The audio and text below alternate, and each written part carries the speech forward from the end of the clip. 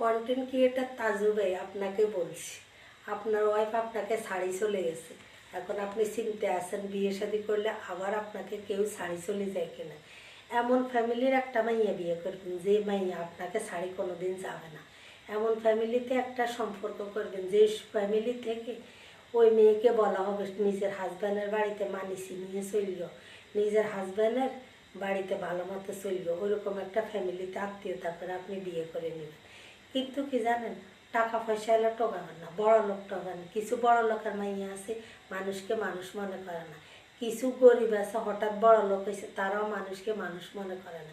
কিছু মধ্যবিত্ত ফ্যামিলির মেয়েরা আছে, ফ্যামিলির মানুষ আছে যে চিন্তা করে আমাদের তো অনেক কিছু ছিল আজকে নাই, আজকে তাই আমরা সবার সাথে একটু মিলেমিশে চলি। ওদের ভদ্রতা, ওদের আচার আচরণ, ওদের ভালো ব্যবহারগুলো দেখি ওরকম মাইয়া বিয়ে করবেন, তাইলে জীবন আর আপনারা ফালাই যেত না। আর আপনার কন্টেন্টগুলো আমি দেখি, ঠিক আছে। আল্লাহ কারে কীভাবে কোথায় থেকে কি দান করে শুধু একমাত্র আল্লাহ জানে। দেখছেন, হয়তো চেষ্টা করলে কোনো কিছু তাজবে, চেষ্টা করলে কোনো কিছু বিফলে যায় না। আপনারা নিয়ে মানুষ হাসুক, আপনি সহজ সরল যাই হোক, আপনার ভিডিওগুলো আমি দেখি।